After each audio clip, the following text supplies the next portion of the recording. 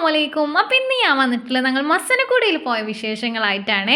കുറേയായി ഞങ്ങൾ മസനഗുഡിയിൽ പോകണം എന്ന് വിചാരിക്കണത്. മസനഗുഡി വഴി കൂട്ടി അത് വല്ലാത്തൊരു എക്സ്പീരിയൻസ് അല്ല. ആ ഒരു ടൈം മുതലേ ഞങ്ങൾ വിചാരിക്കണത് ആ പോകണം എന്നുള്ളത്.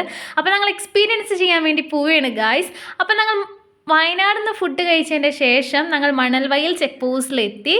അങ്ങനെ മണൽവയൽ ചെക്ക് പോസ്റ്റിലെത്തിയപ്പോൾ കുറച്ച് സർവീസും കാര്യങ്ങളൊക്കെ ഫില്ല് ചെയ്ത് കൊടുക്കേണ്ടതായിട്ടുണ്ടായിരുന്നു. അങ്ങനെ അതൊക്കെ ഫില്ല് ചെയ്ത് കൊടുത്തതിൻ്റെ ശേഷം പിന്നെ ഞങ്ങൾ പെട്രോൾ പമ്പിൽ പോയി ഡീസലൊക്കെ അടിച്ച് കഴിഞ്ഞതിൻ്റെ ശേഷം ഞങ്ങൾ താമരശ്ശേരി ചുരം കയറാൻ വേണ്ടി പോവാണ്. ഇത് ഞാനെടുത്ത വീഡിയോസിലേക്ക് ഏറ്റവും ഇഷ്ടപ്പെട്ട വീഡിയോ ആണ് കേട്ടോ. അങ്ങനെ പിന്നെ ഈ ഒരു മൂടി കിട്ടിയ മഞ്ഞും പ്ലാന്റേഷൻസും കാണാൻ നല്ല അടിപൊളിയായിരുന്നു. നമ്മൾ എക്സ്പീരിയൻസ് ചെയ്ത് തന്നെ വേണമല്ലോ, ഒരു പ്രത്യേക ഭംഗിയാണ്. അങ്ങനെ ഫൈനലി ഗൂഡല്ലൂർ ടൗണിലെത്തി.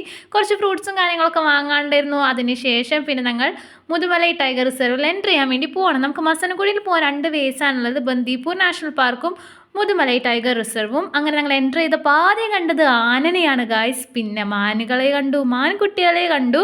ഞങ്ങൾ ടൈഗറിനൊക്കെ കാണുമെന്ന് വിചാരിച്ചെങ്കിലും പക്ഷെ അത്രക്കൊന്നും ഉണ്ടായിരുന്നില്ല. വീണ്ടും ഒരു ആന കണ്ടു കേട്ടോ. നല്ല അടിപൊളിയായിരുന്നു ഇങ്ങനെ ആസ്വദിച്ചിരിക്കാൻ വ്യൂസൊക്കെ.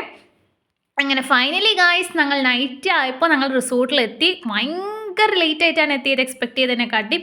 7 2-3 പരിപാടികൾ കയറി വന്നു. ഇതാണ് ഞങ്ങൾ എടുത്ത റൂം. ഇതേപോലത്തെ 2 എണ്ണമാണ് എടുത്തത്. ഒരെണ്ണത്തിൽ 3 പേരെ അക്കോമഡേറ്റ് ചെയ്യായിരുന്നു. ഞങ്ങൾ ടോട്ടൽ 6 പേരായിട്ടുണ്ടായിരുന്നത്.